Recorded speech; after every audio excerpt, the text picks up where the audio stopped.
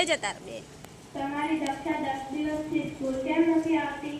અરે ટીચર, હું તો મારે દશામાના વ્રત છે કે હું મારા પિયર ગઈ છું અને દક્ષા મારા વગર રહેતી નથી, એટલા માટે દક્ષા સ્કૂલ નથી આવતી. સારું.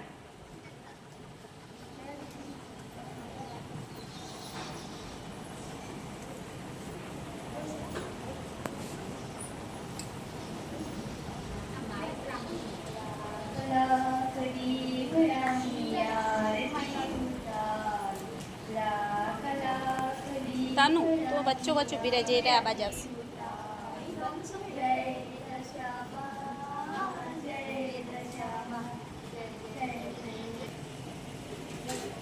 લક્ષ્મી, ઓ બેટા લક્ષ્મી, અરે હા તમે મારા આગળ હું તારી પૂજા તારી ભક્તિ જોવા આવી હતી, પણ હું તારી ભક્તિ જોઈને નિરાશ થઈ ગઈ છું. કેમ માં આવું બોલો છો? હું આવી ત્યારે દક્ષાના ટીચરનો ફોન ચાલુ હતો. મેં બધી વાત સાંભળી છે. દક્ષા 10 દિવસથી સ્કૂલ નથી જતી. માં તમને રીઝવવા માટે હું દક્ષાને 10 દિવસ જશું એક મહિનો સ્કૂલ ના મૂકું. બેટા, કમ્પ્યુટરના આ યુગમાં ભણવાનું ખૂબ જરૂરી છે. ભણવાનું ખૂબ જરૂરી છે. એટલે તારે મારા વ્રત તારા ઘરે કરવા જોઈએ, એટલે દક્ષા સ્કૂલ જઈ શકે. અને હું આ વાતથી બહુ દુઃખી છું. ચાલ દક્ષા, આપણે આપણા ગામ જઈને મારા વ્રત પૂરા કરશું અને ત્યાં તારી સ્કૂલ પણ જઈ શકીશ. જય દશા, મને માફ કરજે.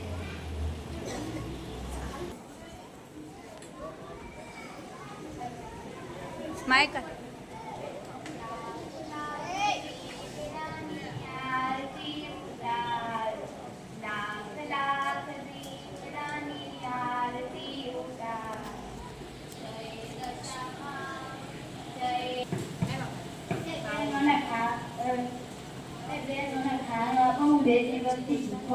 અહીંથી ચલચલતા ગઈ, કશું ખાવાનું નથી.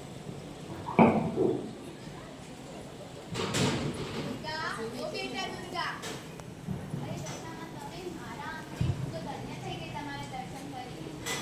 હા બેટા, હું આવી. તે તો મારી માટે 5 પકવાન, સૂકો મેવો, ફળ આ બધું રાખ્યું છે. આ બધું થોડીને હું ખાવાની છું. આ બધું તો સાંજે વાસી થઈ જવાનું છે ને. હા માં, તો તમે કોઈ ભૂખ્યાને જમાડો તો હું ખુશ થાઉં છું. તમે કોઈ ભૂખ્યા કે ગરીબની મદદ કરો તો હું ખુશ થાઉં છું. પણ તે તો હમણાં જ પેલા ભિખારીને કાઢી મૂક્યો. હું આ વાતથી બહુ દુઃખી છું. માં, મારી ભૂલ થઈ ગઈ. હવે મારા આંગળેથી કોઈ ભૂખ્યું પાછું નહીં જાય માં. લાખની વડાની આરતી ઉતારો, લાખની વડાની આરતી ઉતારો. જય દશામાં, જય દશામાં, જય જય જય જય જય જય દશામાં. અંજલિ, ઓ બેટા અંજલિ,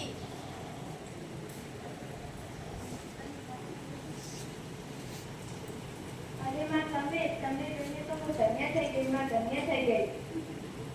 બેટા, તું ગર્ભવતી છે ને? હા માં, હવે તમારી કૃપાથી હું ગર્ભવતી બની છું.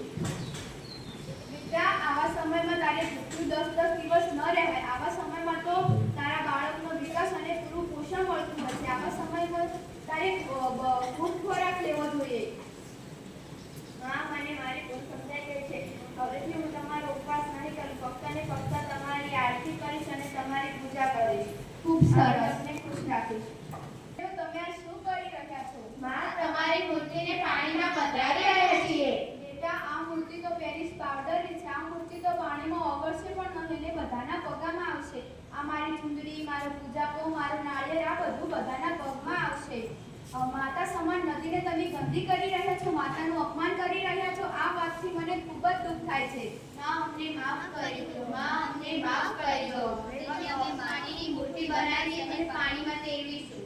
સારું બેટા, આવતા વર્ષથી તમે માટીની મૂર્તિ બનાવીને તેરવજો. માં, હવે અહીંયા આવ્યા છો તો રોકાઈ જાઓ. અમે તમારા ગરબા ગાવા છે.